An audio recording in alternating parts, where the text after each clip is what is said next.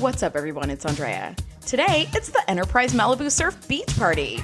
We are not here for Spot's training, and we ask the question, where is our solution? Come nerd out with us. Welcome to the TNG Podcast, the number one place in the Alpha Quadrant to geek out about all things Star Trek: The Next Generation. I'm your co-host, Shereese. Hey, I'm your co-host, Andrea. Shereese, today we're talking Season 7, Episode 9, Force of Nature. This episode was written by Naren Shankar and directed by Robert Lederman.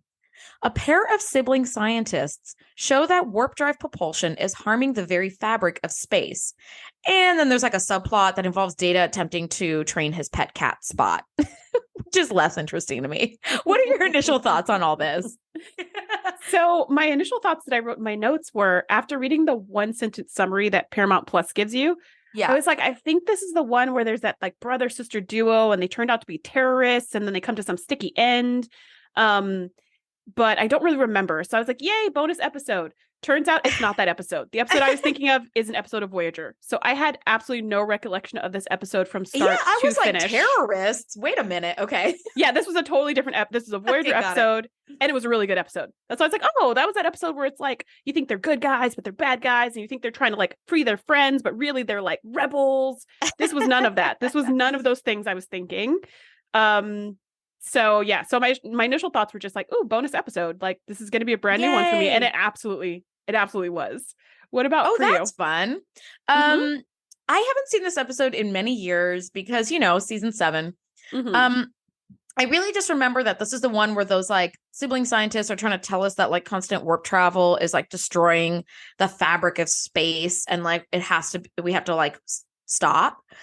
And I just really love this angle to address like global climate change. This is very much like metaphorical for global warming, which is what we called it in the 90s, where it's like, look, we are really destroying this. And yes, it's a constant problem. And yes, there are a lot of changes that need to take place to slow or reverse this. And nobody's willing to make those changes because they're uncomfortable changes. But what other option kind of do we have? So I do remember like this being like that sort of global climate change thing, which I really loved. All right, let's just open this up. Data walks into his quarters and finds an angry Spot and Geordi, who's trying to get Spot out from under the bed. So Spot has like broken a vase, a teapot, ruined one of Geordi's chairs, is coughing up hairballs all over the place. And we learned that Geordi wanted to borrow Spot to see if he indeed wants a cat. But turns out it's a no for me, dog. It's absolutely Yeah. So a couple things about this scene. One, did you notice that Geordi's bed is like a 19th century bed? It's like a regular Earth bed. You got to look at it again. It's I didn't. It's not that IKEA like plinth with a shiny sheet on it. It's like a legit bed with a big comforter. And the only thing spacey about it is that the comforter has a galaxy print, which is so really fun. Yeah. But okay. I don't know how I missed any of that. Pillows. Like it just looks so comfy. How did I miss all of that? And the bed is now in her room and not just like in the living room, which is where it used to be in Geordi's quarters. Like you walk in, boom, there's the bed. So I was like, okay, it's convenient. Right. Redecorating. Okay. And yeah, so here's an interesting thing about this whole Spot conversation. The one point that I think is really important is that in this episode, this is the first time that they refer to Spot as she. Spot has been a boy cat this entire series up until this episode. And that's important because from this episode moving forward, Spot continues to be female. And that's important because later on she like gets pregnant and whatever. So that's right. I remember the episode where she was pregnant, and I remember them always calling Spot a he. And I remember being like, when did this switch? Like, how did Data possibly not know the gender of his own pet? Data of all people. Like, how did he not know? And in watching this episode, I was like, oh, this is when the switch happens. And because I didn't remember this episode at all, that makes a lot of sense that I missed it. They just decided we want the cat to be female now. So they made the switch. So that's really like the most important piece of this whole B plot is that Spot is now a female cat. The end. I'm so glad that you caught that because I did not. I was like, Spot who? I love that Geordi suggests that Data maybe try training Spot as Spot is like out of control.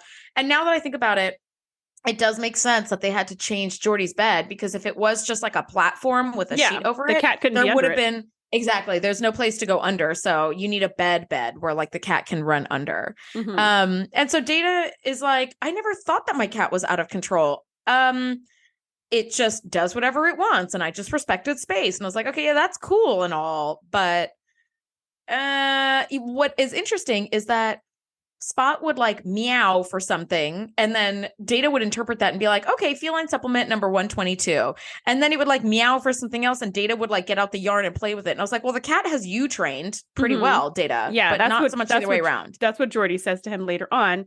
And I think it makes sense because Data, this is Data though. Data is always trying to figure out people, animals, plants, whatever, to try to like communicate more effectively with them and like function alongside them. So it makes perfect sense to me that he can interpret Spot's moods correctly. And also Data is a legitimate cat person. Like there's a couple episodes ago where Worf has to watch the cat because Data's like losing his mind and doesn't want to hurt the cat. And when he's giving Worf instructions, he's like, you must pet him and tell him he's a pretty cat. Right? And he's a lovely cat. So it's like, this is more than just, I feed it, I take care of it, I water it, whatever. This is like, he likes to pet the cat and cuddle with the cat and talk to the cat and all the things. He's very much a cat person. And I don't think anyone else other than Barclay is on this ship. So it's a good thing that Geordi did this little testaroo, because cats are definitely not for him. And then all the advice he gives him throughout the episode of like, yeah, just train him, just do this, just do that. It's like, that's not you don't work. That's not how it works for cats. You can't do that. That's not a thing. Cats are fine. I'm a dog person, but you can't train a cat the way you can train a dog. They're just very different. You can train a cat, but you cannot train them the way you train a dog. Absolutely. Yes. Not even close to it. They're not going to respond to verbal commands. They're not going to come and lick out of your hand when you want, like, unless you're holding something, they want at that exact moment. They're not coming near you. No, absolutely not. So while all this is happening, the Enterprise is investigating the disappearance of the medical vessel Fleming, and its last contact with Starfleet was less than a week ago. And they find that the corridor of space where the Fleming was last seen has an especially high Tetryon field, which creates this like unstable corridor. And so the Enterprise is right by this Hakaran planet, and they double check, and the government has had no contact with the Fleming. And they're like, okay, well, the only ship that has passed through in the last week or so was a Ferengi vessel. So that's maybe not that much help. So they have a little staff meeting, and Beverly points out, and this is the perfect spot for her to say this, that the Fleming is carrying a rare biomimetic gel, which can be very valuable. So it's possible maybe like the Ferengi captured them. And I was like, hold up. I want to know more about this biomimetic gel. This sounds so cool. It reminds me sort of the Aquiel thing where like it was exactly Aquiel. That's what that was. And I was like, why'd y'all get some more of this stuff? What is going on? This is, I thought we didn't like this. Cool. Well, I mean, think about it. Luke Skywalker wouldn't have to have a mechanical hand if they just had some biomimetic gel to like be a hand or a leg or a heart or a third eye. Yeah. I mean, not that there's anything wrong with that, but no, this did remind me of Aquiel, and I was like, no, not Aquiel, not again. But biomimetic gel is very, very cool, because that was an organism that wasn't like you couldn't control it. It just swallowed you up and ate you and then turned into you. This is different. This is very cool. A couple things about this scene. One, the Fleming, I actually caught this one. I was like, oh, that's named after Alexander Fleming, who was the scientist who discovered penicillin in 1928. And I know that did not because I'm a microbiologist. I was like, hey, I recognize that name, because you're always the one on the ship names. Like, this was a physicist from whatever. Yeah. And I'm like, no way, never heard that name. This one, immediately, I was like, Fleming, I know that guy. Oh my God, that's amazing. I love that you picked that up. Mini dive me. Woo. Yeah. But you know where you had to dive into your own mind. You already knew it. Well, I didn't know 1928, so I did Google that, because I was like, okay. I was like, he discovered penicillin. I remember the story of how he did it, but I was shaky on some of the details. Anywho, so that's one thing. Second thing is when they're like, oh, maybe the Ferengi captured it. I was just like, okay, every time you guys hear Ferengi, it doesn't mean they stole something. Like, how are they going to just capture a whole freaking starship and think they're just going to get away with it? That's some nonsense.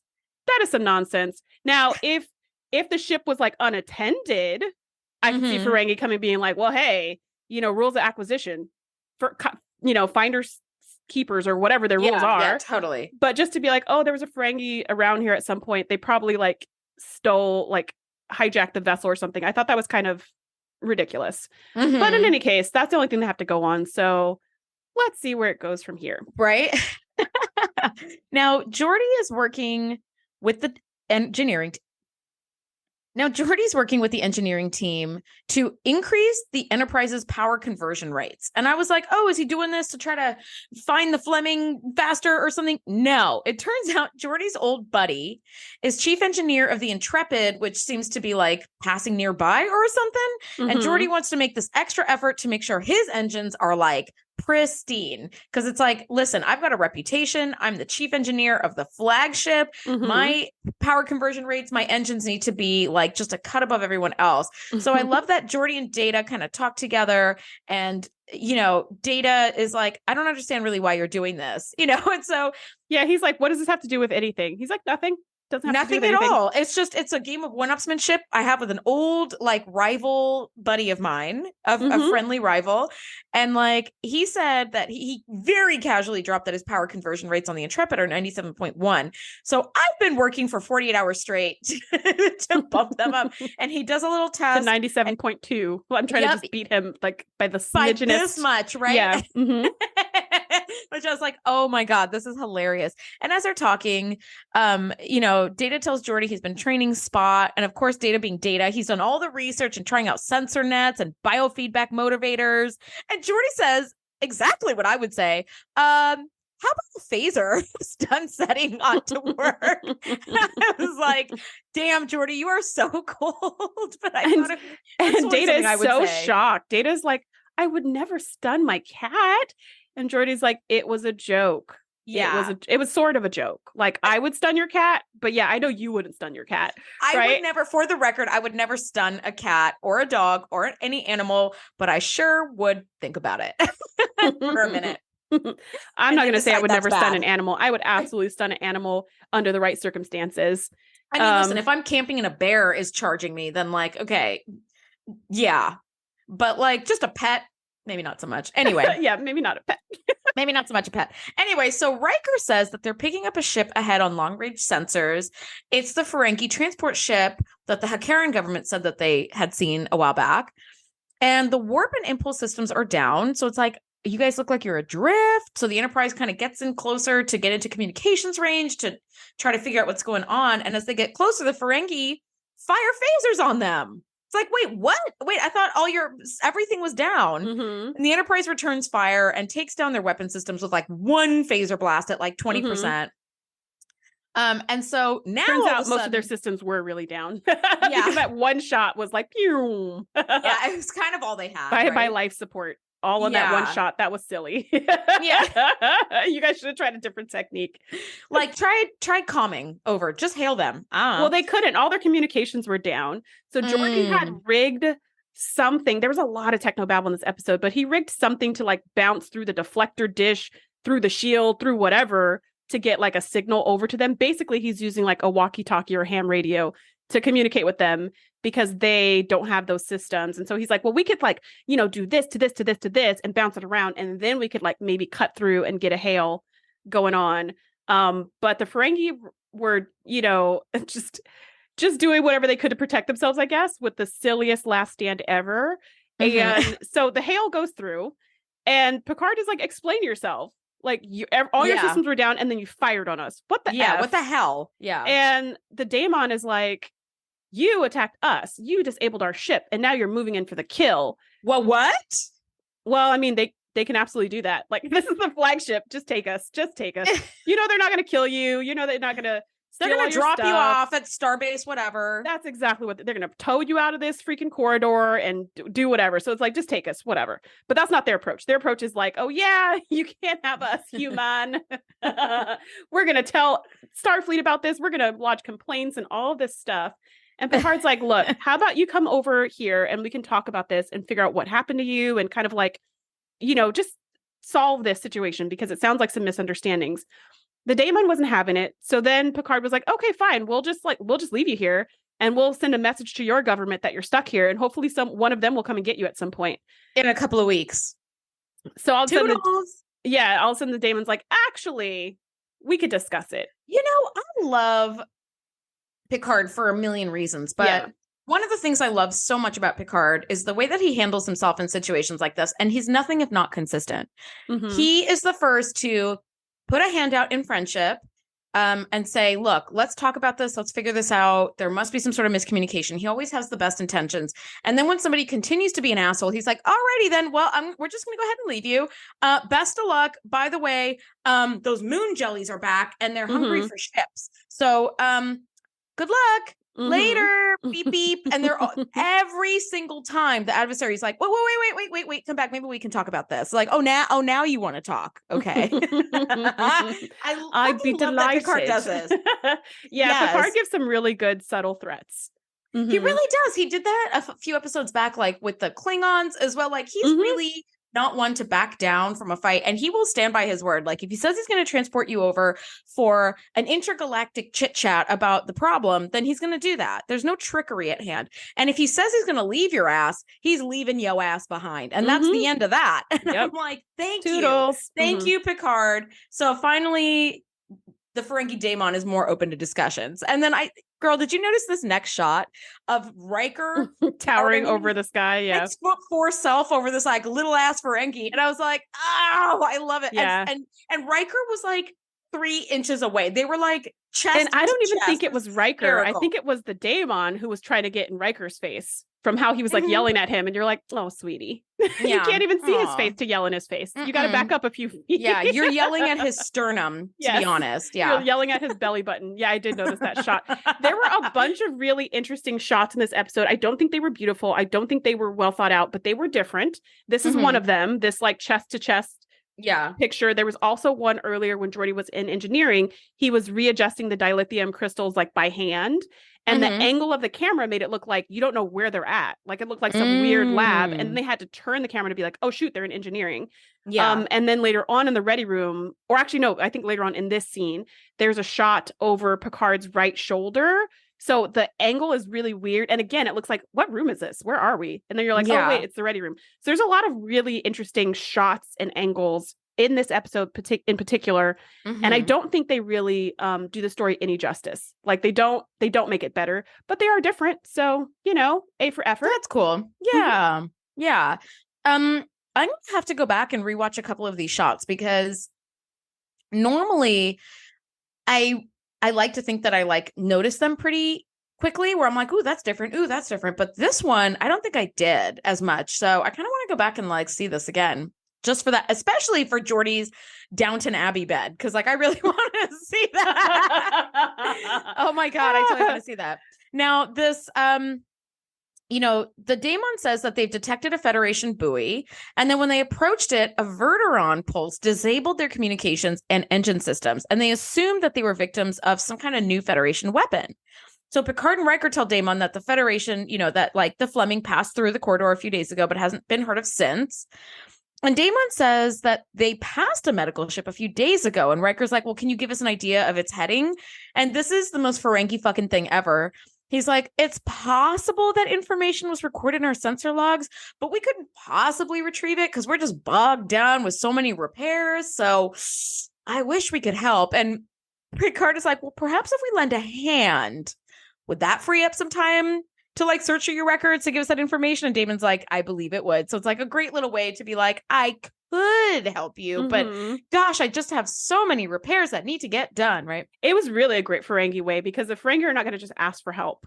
No, but they're going to manipulate you into helping them. So that sure will. To me, that track, and they're not going to threaten you to. They're just going to like they're negotiators. So they're going to find a way to make you offer, and they're just graciously accepting your help, which was great.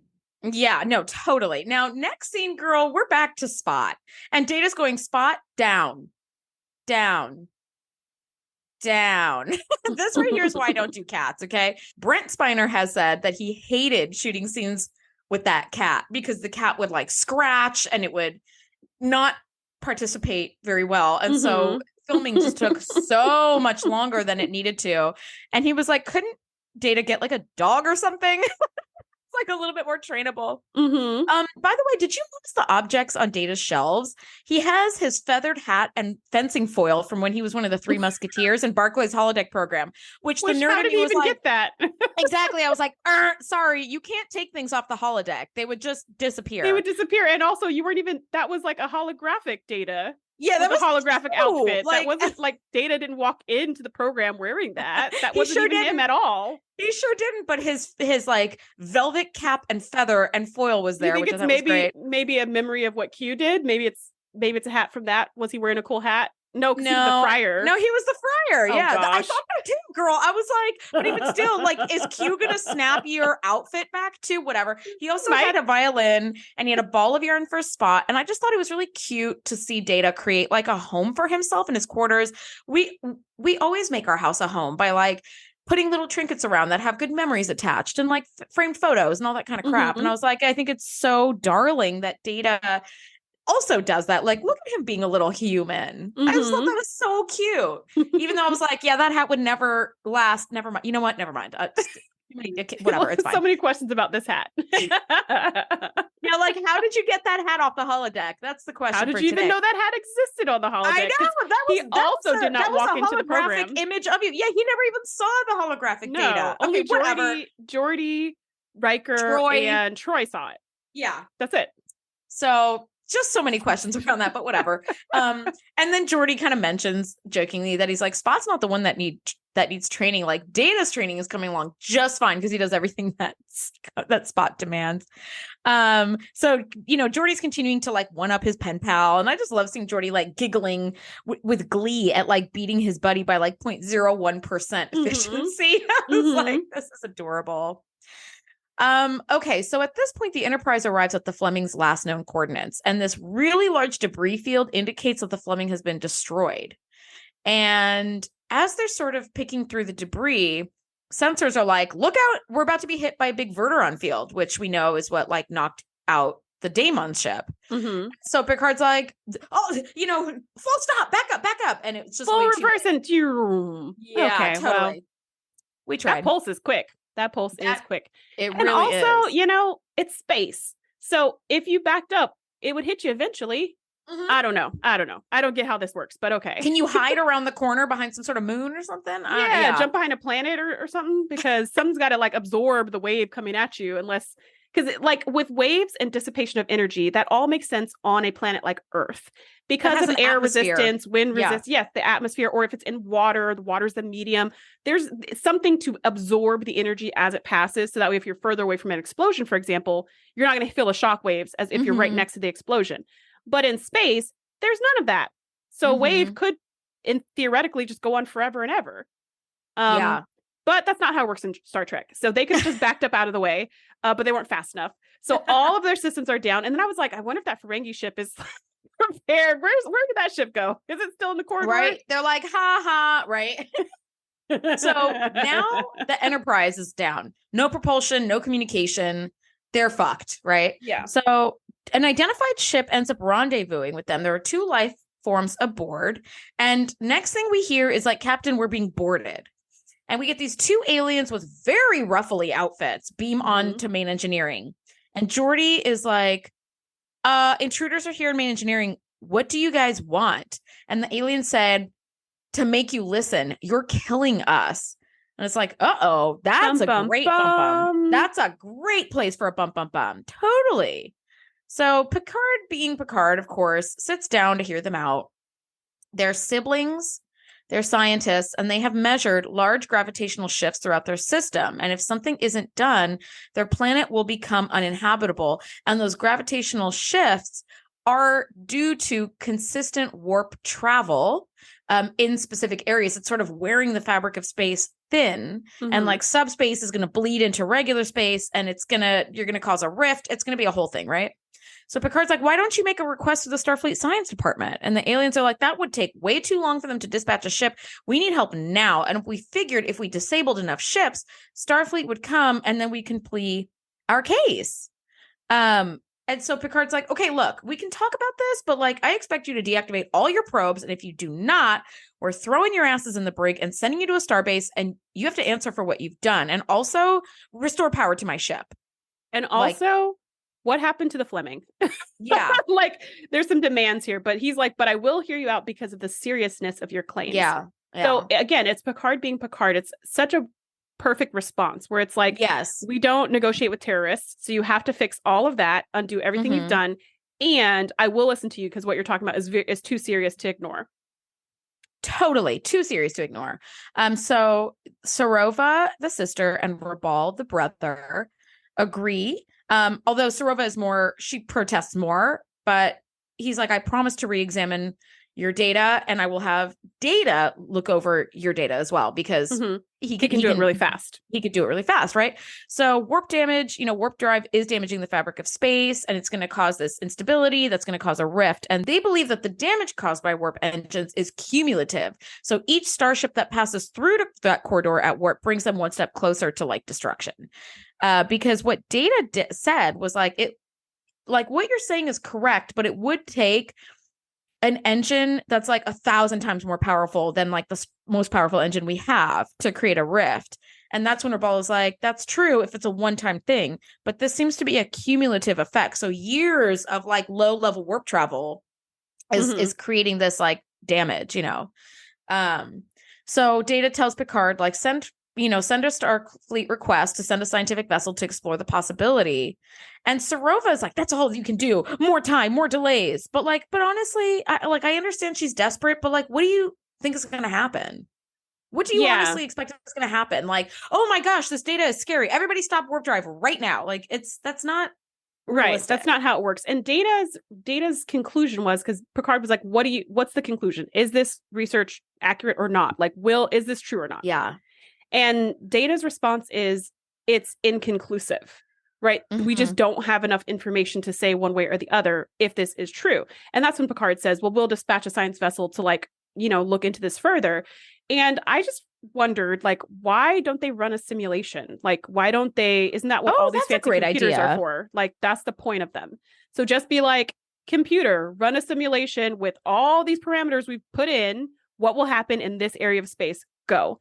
And later on, Rabal does show a projection of what they think will happen with the space tears and stuff like that based on their theories or whatever. But you could have the computer just figure it out, just crunch the numbers, run a simulation into like 1,000 years from now with warp travel increasing at the speed that you think it would, with more populations, et cetera. Like, you can put in all the information. So I just felt like, I don't understand why we're skipping that step. This is what I would do in this situation.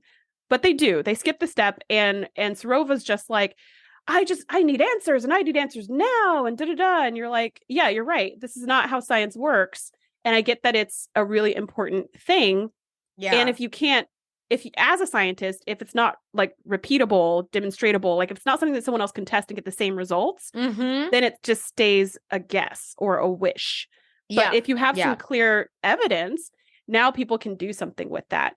And she's just not having it. She wants everybody to listen to her absolutely right now. And Robal goes on to explain that it's because she's such an incredible genius, and it's so hard to understand what she's saying. And it took 4 years for him to just comprehend the slightest amount of genius falling from her lips. And I was like, okay, but again, we have Data.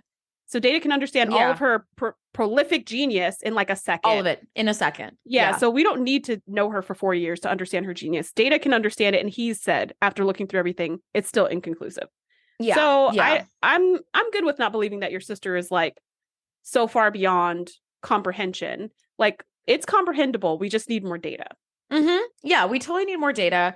And I understand that the situation is very dire, and she's trying to save her people, and she's trying to save her planet. So I understand the pressure that she feels. Yeah, the urgency. I understand. Exactly. Thank you. I really understand her urgency in this, but this is not how it works in the real world.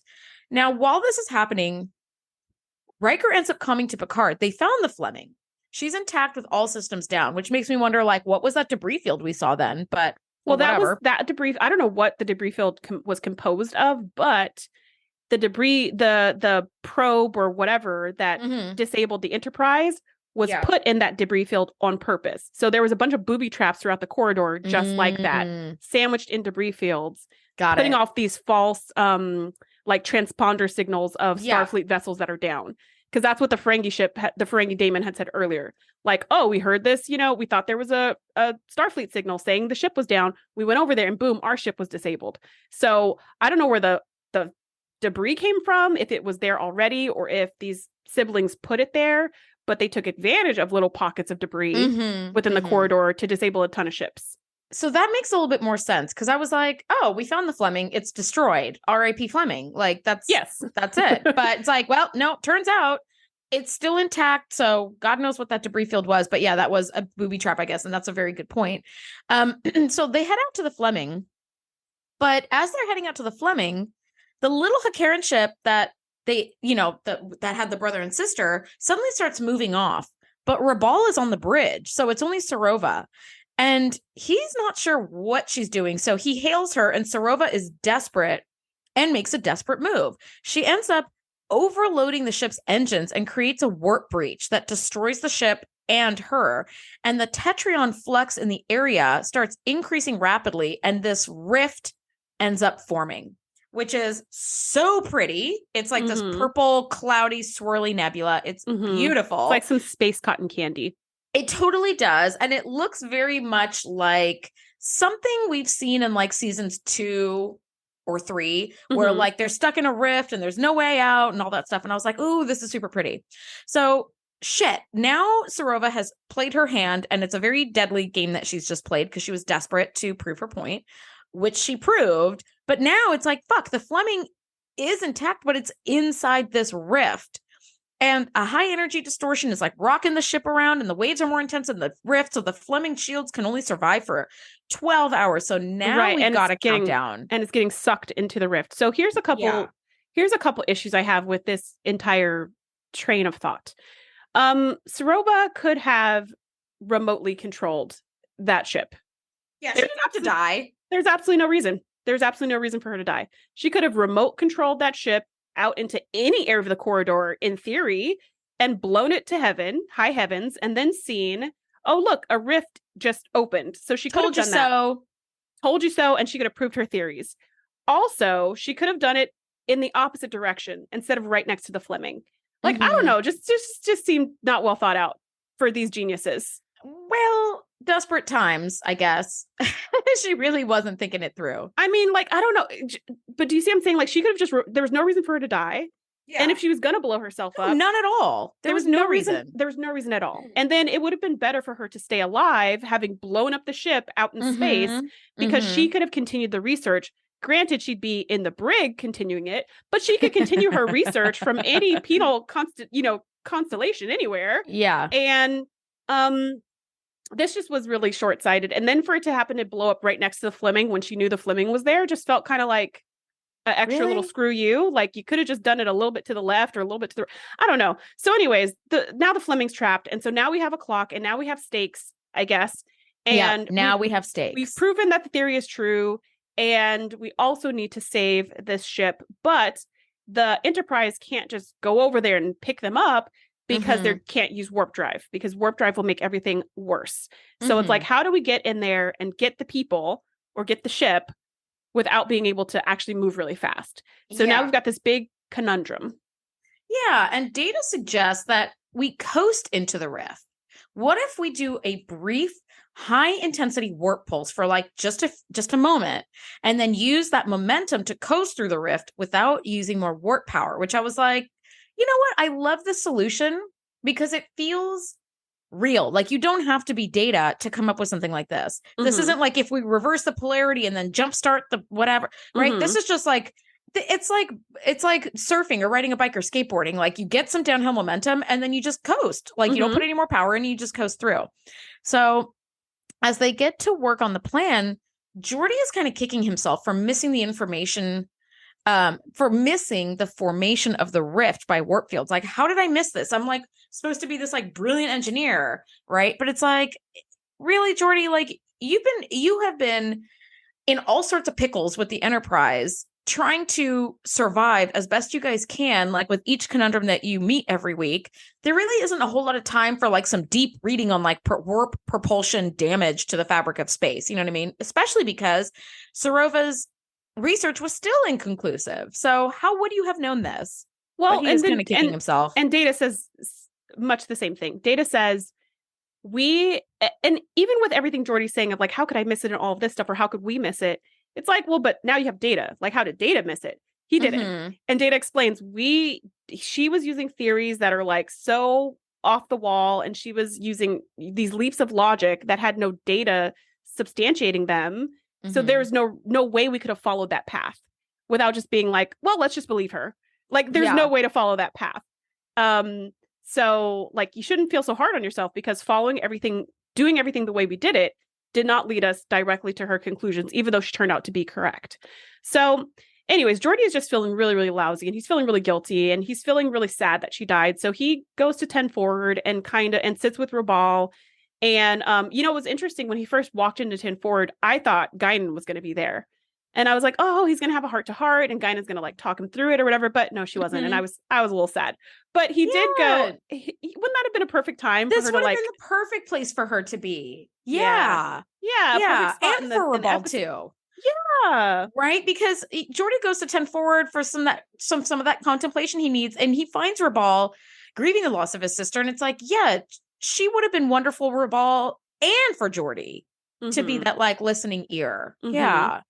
Yeah, but she wasn't there. So Geordi and Rabal just kind of sit and reminisce and chat. And Geordi's like, I'm an engineer. I've been spending my whole life making sure that ships run. And now you're saying that now it's obvious that warp travel can destroy space. And I don't know where to go from here. Like, I don't know how to travel differently or what changes we can make.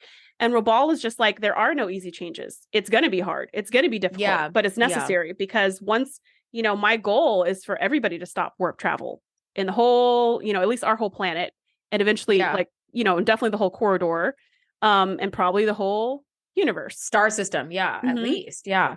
Yeah. Like it's, Geordi says something that says, this is the tragedy of the Commons 101. He's like, I've been in Starfleet a long time. We depend on warp drive. I just don't know how easy it's going to be to change. And Rabal says it won't be easy at all. And that's exactly what it is. And I've taught AP environmental history for a number of years. And it's very much the concept of the tragedy of the Commons. We know if we take it out of Star Trek and we put it into what we're facing today with global climate change. Yeah, we need to stop producing plastics that go into the ocean and pollute the environment. We need to stop burning fossil fuels because that excess emission is heating up our atmosphere. We need to stop doing a lot of things. We know every time we drive our car anywhere, we know we're adding to the problem. But the way that our lives are set up makes it kind of impossible to not have cars or not use like fossil fuels for stuff, right? Like, there are newer options like cleaner, like hydrogen power and stuff like that, but we're not there yet on a global scale. We're still very much in the dinosaur age, if you'll forgive my pun, because we are burning fossil fuels. But like, I guess I could do a 45-minute walk to the grocery store, but why would I do that right now? Like, I can just drive there real quick and come back and go on with my day. I know it's adding to the problem, and there isn't enough impetus to change that, if that makes sense. So it's very true. It does. It's and very difficult. This is what frustrates me a lot about some of the teaching in environmental science and about this episode in its entirety, is that there's a lot of, hey, everybody, there's a problem. There's a big problem. There's a really big problem. The end. There's absolutely no suggestion of solution. And I understand that there's no easy solution, but I would have loved to see this episode star a young scientist who finds a unique technology that could help solve the problem someday. And it's in its infancy and it won't do much now. And maybe it won't even be enough to save this planet. But if we keep doing this and expand it and something, like I would love to see, I would love to see this episode inspire a generation to create solutions, as opposed to terrifying a generation about a huge problem with no solutions, which is what I feel like a lot of climate change, global, climate change, kind of documentaries and storylines and like, as far as like using, mass media, that's what I feel like it does. It's very like scary, but it's not very solution oriented. And the challenge is that, like, a beautiful thing that Star Trek has done is it has inspired generations and generations and generations of scientists. So many people have gone to the space program because of this show. So many people have gone into engineering because of this show. Like, it has inspired people to create whole new technologies. I mean, our cell phones, our computers, like totally redesign the way that humans live on this earth because of a show like this. It's very powerful. And so to take on a really serious topic and to be able to inspire people to be creative and come up with those creative solutions, I think is like right in the ballpark of this kind of show. And I feel like this episode fell flat for me. For me, at the end of the day, it was just like, yeah, warp travel's the devil and you guys shouldn't do warp travel, period. And you're like, okay, well, there's no other solution, or there's no other, because that's not going to happen. So, I mean, similar with the Earth being like, okay, everybody stop driving cars. Okay, people are going to keep driving cars. Like, we got to find another. So that's why I appreciate, like, come up with an electric car. Something else where it's like has even the tiniest chance of actually helping in some way. And so this episode just didn't for me. It just was a lot of like, and the other thing I really don't like about this episode is how Sarova was seen as such a crazy person. And I know that was the case back in the 90s. It was like anybody talking about climate change was like crazy people. Like alarmist. What are they talking about? They're crazy. Like, that's not true. And then it's like, oh, it is true. I would have loved to see her not be a crazy person who has to like prove herself through dying in this horrible explosion. I would have loved to see it be like, even if they said, oh, she's a little eccentric, but for it to be like, oh yeah, no, this is a real thing. Like, this should be taken seriously by all scientists, not just like either crazy people or people who are such geniuses no one could possibly understand them. I don't know. This just made this whole topic feel really inaccessible to me. I totally agree, because usually Star Trek is there to inspire new ideas, new changes, whatever. I get what Sarova was doing because she was desperate and felt like nobody was listening to her. Why she had to actually be on the ship itself when it blew up is beyond me.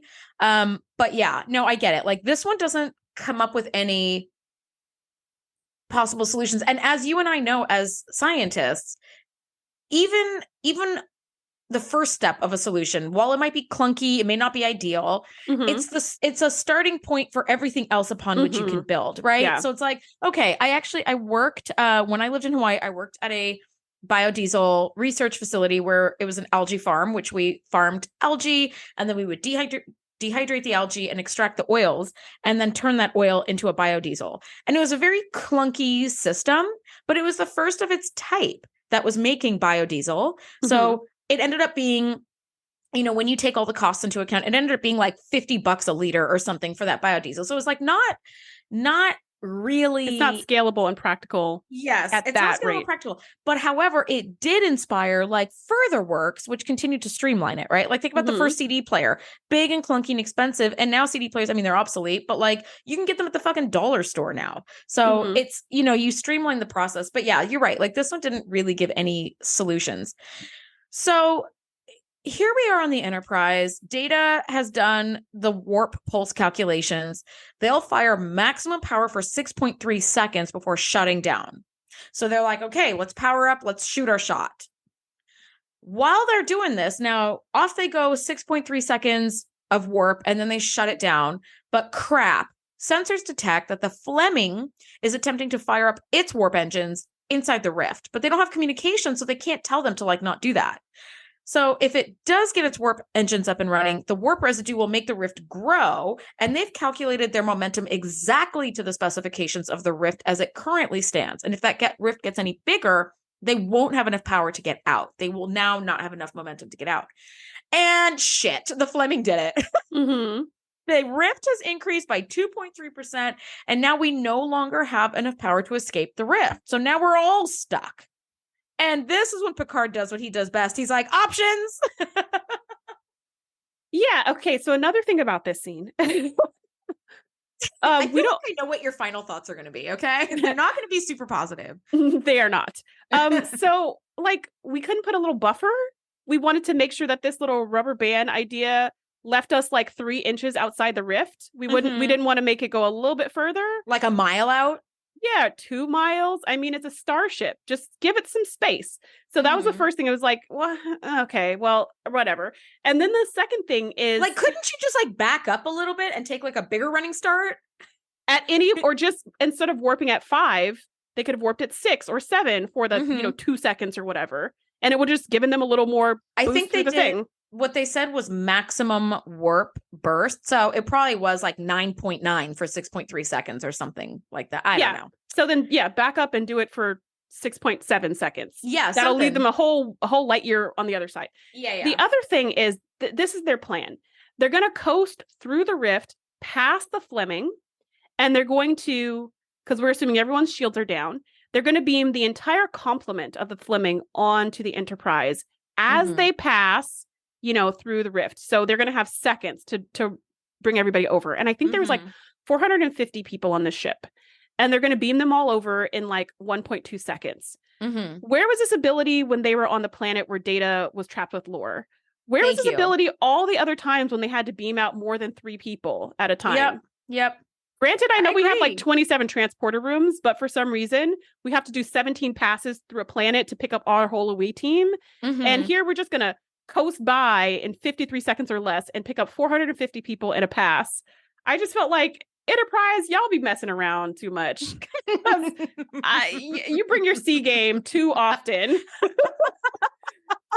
To be the flagship. Like you just don't operate at peak efficiency as often as you really don't. I mean, look at their security team. I mean, if that's any indication that we maybe need a couple of days of professional development. Let's all take everybody to Ryza, take a week off, rest, relax, get laid, have some cocoa no-nos in the sun. And then when we come back, it's training time. Okay. Like we're going to reassess all of our systems because you're right. Top to bottom. Because you're telling me you've had this ability the entire time, the entire 7th season. All right, whatever. So now, whole stress is nearing maximum. Picard's like options. Oh, they've got the people, by the way. All the people are now on the Enterprise. Took like a second. They're like, okay, the last 3 people are coming aboard. Okay, and but now they're stuck. They're stuck in the like fringes of the rift and being pulled back because they can't quite make it out. Yeah, so they haven't enough momentum to get all the way clear. So the distortion waves are happening every 59 seconds. And then Geordi says this line that doesn't belong anywhere near Star Trek ever. When was the last time you went surfing, Commander? I was like, man, don't do that. Don't do that. I'm going to tell you. For Andrea, it was this morning. Yes. When was the last time I went surfing? Was like 2 hours ago. And it was wonderful. But don't even act like this is the second time in TNG that they've mentioned surfing. And I'm like, really? Is this still a thing, but in space? Like, I don't know. Okay, whatever. But they're like, the distortion wave. Yeah. Okay. Cool. In the holodeck, I could see that. Now, the distortion wave is the answer. They're like, okay, we're going to try to ride that distortion wave out. This may be our only way. And I was like, all right, let's do that. So they try riding one wave, but they missed catching it, which happens because when you're trying to, I will speak as a surfer, when you're trying to catch a wave, you can't just be sitting still or barely moving when the wave passes. You've got to be paddling to like pick up speed so that your speed is nearly matching the wave speed so that you can just get picked up and go right along. Right. So it's like they try to catch the wave. They didn't have enough speed. So they're like, okay, now hull stress is 120% above tolerance. So a hull breach is fucking imminent. Like things are getting real scary. I will say, as far as the Enterprise, always bringing its C game, I will say in this one respect, it's so impressive that the hull stress is over 120% above tolerance. Yep. And that hull is A-okay. Like, it's about to breach any second, but it could take 20% more above stress max. Than 100%. Yeah. Like, above that's max. A huge, that's huge nuts. Percentage. What has that kind of like, error margins? Nothing. No. So, okay. So the people who design the ship at Utopia Planitia, you guys get a good job, round of Leah applause. Brahms. Yeah. Yeah. Because that was pretty amazing. Like that I didn't know. So I was like 120. What the? Yeah, those tolerance margins. Could you imagine if I was coming to pick you up so we could like go have lunch and I'll be like, I'll be there at 2:00, give or take a month. Like what? Those are some very big margins. That's kind of the size of that margin, because if we're really talking hull stress and we're really talking like civil, mechanical engineering, or structural engineering, 20% above full maximum, that's ridiculous. Like if anything, and isn't maximum where things would get crushed? Isn't that why it's called maximum? Yeah. I mean, if anything, maybe if the Enterprise is having like a really fucking good day, it could take like 101%, maybe like 100% 0.2 or something, but 120. Yeah, that was amazing. Well, because they reinforced the ship with unobtainium. So it's just absolutely a banger. So they end up catching the wave, and I was half expecting like some surf music to show up, which I was like, please don't do that. Yeah, I was like, don't do it. No. Sit down, Frankie Valley. Sit down. We're not doing that. We're not having, it's not the Enterprise beach party at Malibu or whatever. We're not doing that. That actually sounds so fun. If I saw that in the episode, I might be like, okay, well, it's not that All bad. of a sudden, it sounds like something TOS would do, where all of a sudden, like Captain Kirk's got like a flower lay on too, which like he doesn't even know where it came from, but there it is. Like, what the fuck? Anyway, so they end up clearing the rift at the last possible second. So hooray! Hell of a rescue run. Woo! So now we've got time to cool down, and Picard says the Federation Council is re-examining the warp energy work. It seems like what they've seen here will have repercussions for many years to come. And Rabal ends up showing them that projection of what local space would look like in like 10 years and 20 years and 30 years and 40 years. And it's going to look bad. It reminded me of Timescape, where they show like bubbles. The time bubbles everywhere. Yeah. And you're like, oh, shit. So my question was, why didn't you show this earlier? Why are we showing it now? Y'all had this projection all along. This should have been one of the first things you showed when you were showing them all your data. That sister was like, you don't want to hear my data? Fine. I'm going into my ship and I'm going to blow it up and make a point. And that's going to show you. Yeah, you caused some troubles, girl. Now, the Science Council advises that any area of space susceptible to warp fields will be restricted to essential travel only, and all Federation vessels will be restricted to warp 5, unless in case of extreme emergency. So basically nothing. They are going to do absolutely nothing. Yeah, that's how I interpreted that. Because warp 5, I was like, okay, that's still something. Like warp 5 out of 9. Like if you know this space is unstable and you could just bust open a rift on your left or right at any moment. Yeah, that sounds extremely dangerous. Yeah, maybe impulse I would say only. Yeah, well, what I wrote was just go around. It's space. Yeah.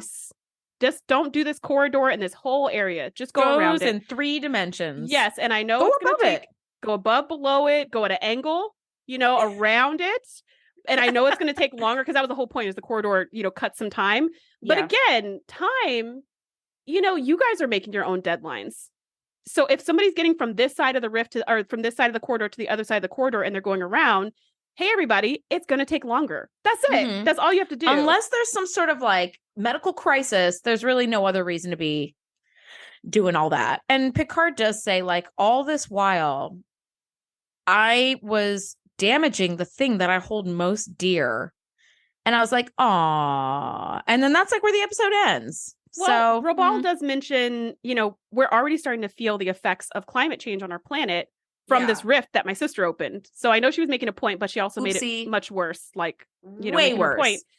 And so Picard's like, well, the Federation has set up a weather control matrix on the planet. So they have some technology on the planet that's going to mitigate the effects of climate change, which is really, really cool. And so he's like, well, that'll be kind of like a stopgap measure in the meantime until there's some more permanent solution. To which I say, all right, everybody, start packing your bags, because nobody's changing anything. Everyone's going to keep going to this corridor. They're going to keep going warp 5. 40 years from now, this whole thing is going to be one big black hole. Mm-hmm. So let's just find another planet. Like, we don't need to wait and just clear out. We don't need to wait the 40 years to be like, oh no, our planet's being swallowed. Like, we already knew this was coming 40 years ago. Mm-hmm. Let's get on it. Yep. Yeah. Right now. So yeah, at the end, he makes that whole statement, and Geordi says, well, we still have time to make it better. And I put cue eye roll, because I'm just like, I don't think it was bad that he said that, because it does fit with it fit perfectly in the whole episode and and everything they were talking about. It's a little like nod to the audience to be like, there's still time to make global climate change better. Yes. In what way? Because no one has said that. So it's just like, hey, people, there's still time to make a difference. And we have no solution whatsoever on how to make this different. Why even say it? Why even say it? Like, it feels as useless as that edict from the Federation saying, okay, we'll just go slower. Like, it feels just as useless of like, well, what was the point of all of this? What was all of that anyway? You're just letting us know there was a problem in case we didn't know. Okay, thanks. Thanks for that. Well, I mean, I understand why they went that way, because they don't have answers. But it is important to point out when there is a problem where they're like, hey, we've got a problem here. Now, what the solution is anyone's guess, because we don't have the solution, but we are letting as many people possible know about this so that we can kind of group think our way to a solution. But I do understand would have liked to have that. I would have liked just a group think would have been great. Or even just at in this last conclusion part where he's like, oh, I got this letter from the Federation. Oh, turns out they're not going to do anything. Like, I would have liked that part to be like, okay, well, here's what they're going to do. They're going to reduce it to warp 5 and only essential personnel can go through it, which is going to slow the growth, but not change it. But they're also convening, this Federation of scientists and this group of whatever. And this has become like one of the top priorities, not just this, because other areas of space have the same issue. Yeah. And they're going to be establishing like, a starbase nearby that's going to be devoted to coming up with a solution. Like, even if they would have just said that, I would have been like, oh, wow, cool. Like, everybody like banded together, or they like, we don't have a solution, but we're bringing people together to find a solution, or we're that would have been great. That would have been like, oh, cool. Like, if we come together, like we could probably figure something out. We're going to support Robal. We're going to get his sister's research. We're going to do something. But there was a very palpable feeling of we're not going to do anything, but somebody should do something. And I think that statement or that sentiment is something that it's like one of my hot buttons. Yeah. When, so for example, whenever I see like a car accident, almost all the time, except for like one time, and I still feel guilty about this, but almost every time when I see an accident on the side of the road or in the middle street or whatever, like I'll get out, make sure everyone's okay. I'll call 911, or if I see it in the distance, like I'll call 911 and give them the cross streets, and I'll just make sure everything's okay. And what drives me crazy is the people who will stand around an accident, not calling 911, not seeing if anyone's okay, and saying somebody should do something. Someone should call 911. And it's like, at the time you took to say someone should call 911, you should have already yourself done it. Could have called 911. Right. Yeah. And so I kind of feel that in this situation that it's kind of like someone should do something, but there's still time. It just felt very much like no one's going to call 911 and those people are going to be there on the corner, bleeding out. Yeah, totally. So anyways, but I do think, even though I hate morals of the story, I do think Geordi saying that at the end perfectly fit with the vibe of this whole episode. Yeah. No, I totally get that. So are those your final thoughts, or do you have further final thoughts? No, I hated this one. So I've gone on and on about my final. Yeah, I hated this one. I will not be watching it again. See, I thought it was an okay episode all around, but I did think that the pacing of the first half was very, very slow. Like the second half, like executed better, because they're like, crap, now we have a rift. Now because the Fleming is in there. There's some stakes, options, warp slingshot. Shit, the Fleming like fired up its warp engine, so now the rift is bigger. What the fuck do we do? We space surf. Like it had some, it had a much better pacing, but the first half, god damn it, it was slow. I was just like, do we need the spot thing? I guess it's just a filler. It was kind of dumb. It was absolutely a filler, because they needed all the buildup with the sister before they could get to the rift, right? So they needed to build the story up, but they didn't have anything exciting to put in the middle spaces. Not a goddamn thing. And they didn't want to put a B plot. I'm guessing they didn't want to put a B plot that competed with the A plot's like moral imperative. Yeah. So they went with something really lighthearted and silly, so that it wasn't distracting from the bigger point, is my guess. So in the end, I just, it just, it didn't go. Not a thing. Not a thing. It was like Data's dream sequence. It was just a waste. Guess what? Things do get better, because next week we are breaking down season 7, episode 10, Inheritance, which will be a lot of fun. Guys, thank you so much for nerding out with us. Have a fantastic week, and we'll see you next week. Bye. Thanks for geeking out with us. Be sure to join the crew at thetngpodcast.com to be the first to know when we do our live shows or host events exclusively for our members. We'll see you next time.